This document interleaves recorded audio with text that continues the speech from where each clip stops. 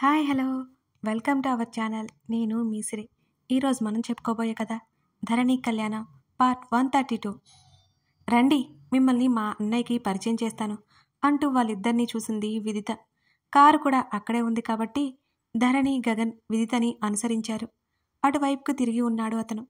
అన్నయ్య అని విదిత అనగానే, చెప్పు విధి అన్నాడు. నేను నీకు ఒక అమ్మాయి గురించి చెప్పాను కదా, ఈ అమ్మాయి అని అంది విదిత. విదిత డైరెక్ట్గా ఇలా పరిచయం చేస్తుందని అతను అనుకోలేదు. ముఖం మీద పడిన చెమట తుడుచుకుంటూ వాళ్ళ వైపు తిరిగాడు అతను. నమస్తే అని చిరునవ్వుతో అంది ధరణి. అతను ఎందుకలా కంగారు పడుతున్నా అర్థం అవ్వలేదు గగన్కి. అయోమయంగా చూశాడు.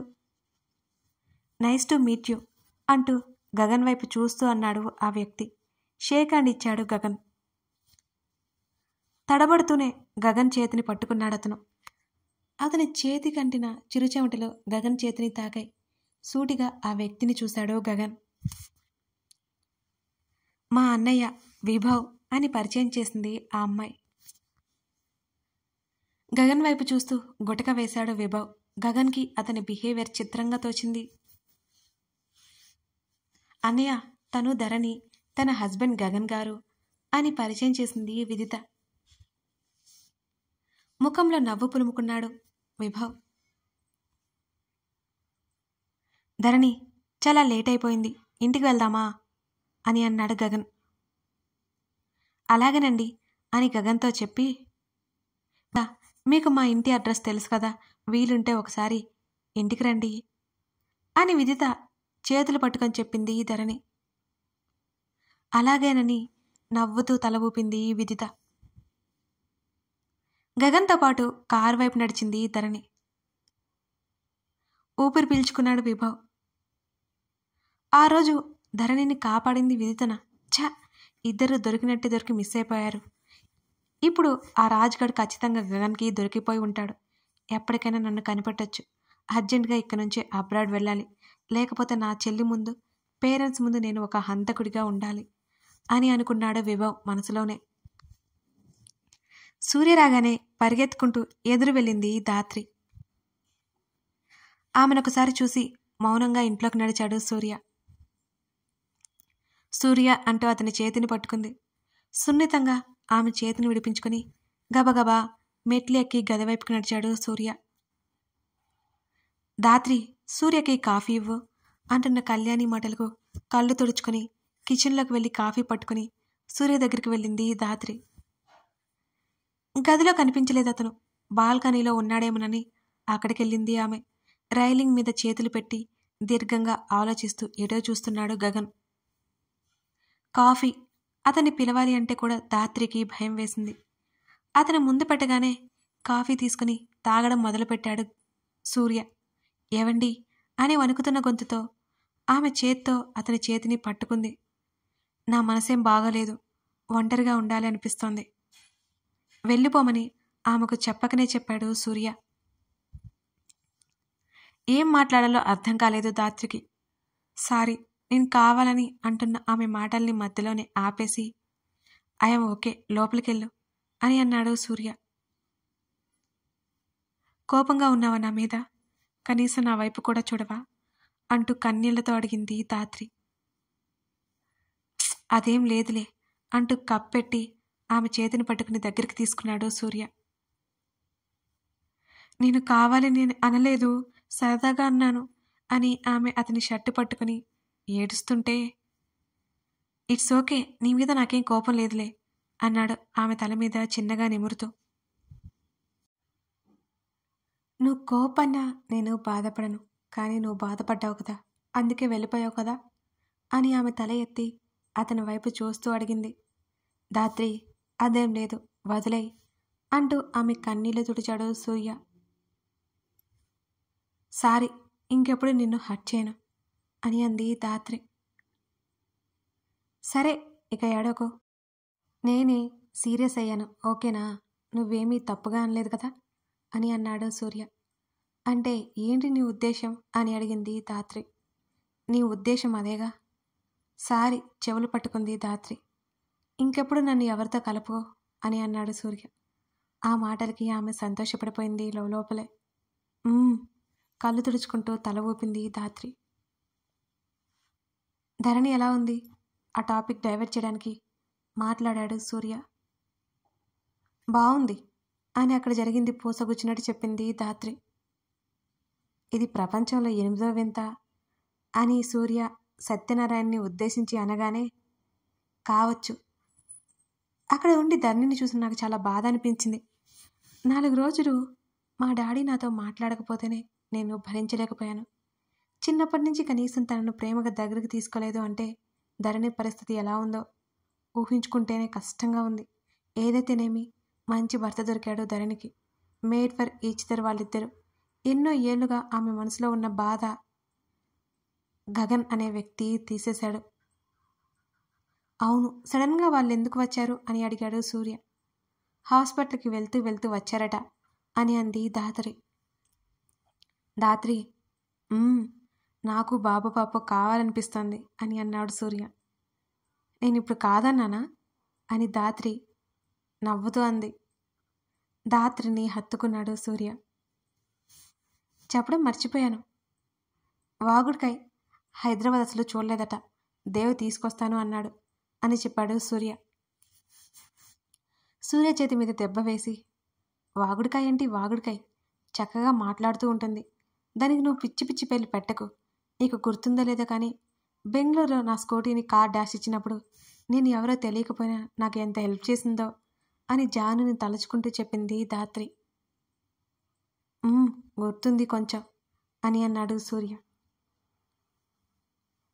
అంత కోపమా తమరికి అంటూ సూర్య ముక్కు పట్టుకుని లాగింది ధాత్రి. ఇప్పుడు నీకోసమే చాలా అంటే చాలా కోపం తగ్గించుకుంటూ వచ్చాను అని అన్నాడు సూర్య. ధాత్రి నవ్వింది అతని మాటలకి.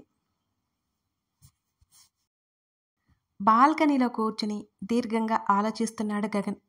అతని దగ్గరికి వచ్చి మెడ చుట్టూ చేతులు వేసింది ధరణి. బయటికి వెళ్ళాలి. ఆమె చేతుల మీద అతని చేతిని వేశాడు. ఎక్కడికి అంటూ వెనక నుంచి ముందుకు వచ్చి అతని పక్కన కూర్చుంది ధరణి. సెల్ ఫోన్ రిపేర్కి ఇవ్వాలి అని అన్నాడు గగన్. మీ ఫోన్ పాడైపోయిందా అని అడిగింది ధరణి. కొంచెం అయిందన్నాడు. ఎప్పుడొస్తారు మరి? టైం పడుతుంది. లంచ్కైనా వస్తారా? ట్రై చేస్తాను. నీకు తెలుసు కదా, ఫుడ్ స్కిప్ చేస్తే నాకు నచ్చదు అంటూ ఆమెనే చూశాడు. ఇంకో అరగంటలోనే తినేస్తాను సరేనా? ఆమె మాటల్లో వెటకరం తెలుస్తుంటే చిన్నగా నవ్వి సోఫాల నుంచి పైకి లేచాడు గగన్. ఇప్పుడే వెళ్ళిపోవాలా? ముఖం చిన్నబుచ్చుకుంది ధరణి. టేక్ కేర్ అన్నాడు ఆమెనే చూస్తూ. నిలువుగా తలూపింది. అతనితో పాటు గదిలోకి వచ్చి బాల్కనీ డోర్ వేసి వెనక్కి తిరిగింది ధరణి. వెంటనే ఆమెను డోర్కి ఆనించి ఆమె తల పక్కనే చేతిని పెట్టి మరొక చెయ్యి ఆమె నడుం మీద వేసి, చాలా ఆలస్యమవుతుంది అంటూ ఆమె చెవి కింద ముద్దు పెట్టుకున్నాడు గగన్. అతని భుజం మీద చేతిని వేసి కళ్ళు మూసుకుంది. ఒక్క క్షణం కూడా ఆలస్యం చేయకుండా ఆమె మెడ వెనుకగా చేతిని తీసుకువచ్చి ఆమె పెదవులని ముద్దాడాడు. ఇరువురు దగ్గరే ఉన్నా వారి తనువుల మధ్య దూరం ఏర్పడి చాలా కాలమైపోయింది. ఆ దూరాన్ని కరిగించే ప్రయత్నంలో ఉన్నాడు అతను. దానికి కూడా కొంత సమయం పడుతుందని ఆమెకు చెప్పకనే చెప్పాడు. అతనికి ప్రేమతో దగ్గరైంది క్షణాల కోసం ఆమె ఎదురు చూస్తోంది. ఆమెకు దూరంగా ఉండడం చాలా కష్టమని అతనికి తెలుసు. ఎప్పుడు అన్నట్టు ఆమె ఒక వ్యసనం అతనికి. ఆమెకు ఎప్పుడో అడిక్ట్ అయిపోయాడు అతను. మనస్ఫూర్తిగా అతని ముద్దును ఆస్వాదిస్తూ అతని నుంచి ఒక్క క్షణం కూడా దూరం జరగలేనట్టుగా అతని నడుము చుట్టూ చేతులు వేసి గట్టిగా హత్తుకుంది ధరణి. రెట్టింపైన ఆమె గుండె వేగం అతనికి నేరుగా తెలుస్తుంటే మెల్లిగా ఆమె నుంచి దూరం జరిగాడు. కళ్ళు తెరిచి అతన్ని చూసింది. దూరం అవుతున్న అతని షర్ట్ పట్టుకుంది. వెళ్ళొద్దు అన్నట్టుగా చూస్తుంది ధరణి. ఆమె ఏం ఫీల్ అవుతుందో ఆమె కళ్ళు చూసి కనిపెట్టేశాడు అతను. మరొకసారి ఆమె పెదవుల మీద చిన్నగా ముద్దు పెట్టి అక్కడి నుంచి వెనక్కి తిరిగి చూడకుండా వెళ్ళిపోయాడు గగన్. వెళ్తున్న అతన్నే చూస్తూ ఉండిపోయింది. ఆమెకు తెలియకుండా దిగులు పుడుతుంటే మొబైల్ రిపేర్ షాప్కి వెళ్ళి ఫోన్ ఇచ్చాడు గగన్. ఎదురుగా కూర్చుని రిపేర్ చేయమని చెప్పాడు. గగన్ సీరియస్నెస్కి అతనిచ్చిన మనీ కోసం వెంటనే రిపేర్ చేసి ఇచ్చారు ఆ షాప్ వాళ్ళు. లాక్స్ అన్నీ ఓపెన్ చేయించాడు గగన్. ఆ ఫోన్ తీసుకుని రాజేష్కి కాల్ చేశాడు. ఎక్కడ్రా అన్నాడు గగన్. ఆఫీస్లో ఏదైనా ముఖ్యమైన విషయమా అని అడిగాడు రాజేష్. అక్కడికే వస్తున్నాను అని చెప్పాడు గగన్. రాజేష్ దగ్గరికి బయలుదేరాడు గగన్. కొంత దూరం వెళ్ళిన తర్వాత ఎదురుగా వస్తున్న లారీని చూసి కారు టర్న్ చేశాడు గగన్. అయినా అది గగన్ కారు వైపే వస్తుంటే అనుమానం వచ్చింది గగన్కి. లారీ దగ్గరికి వచ్చే వరకు ఉంచి కారు మరోవైపు టర్న్ చేశాడు. కారు ఒక పక్కకి ఆపి వెనక్కి తిరిగి చూశాడు. ఆ లారీ డ్రైవర్ లారీ ఆపి విండో నుంచి వెనక్కి చూశాడు. గగన్ చూడగానే అతను ఫాస్ట్గా లారీతో వెళ్ళిపోయాడు అక్కడి నుంచి. కావాలని చేశారని అర్థమైపోయింది గగన్కి. ఆ విభవ్ని వదిలితే ఎంతమంది ప్రాణాలు తీస్తాడో గగన్కి తెలుసు. అతన్ని వదలదలుచుకోలేదు.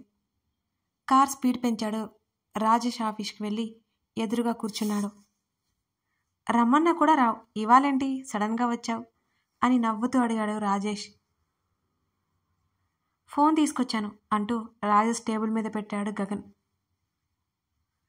ఫోన్ ఓపెన్ చేశాడు రాజేష్. కాంటాక్ట్ డీటెయిల్స్ అన్నీ చెక్ చేశాడు. బాస్ అని ఉంది. అంతేకాకుండా అకౌంట్ డీటెయిల్స్ అన్నీ చెక్ చేశారు.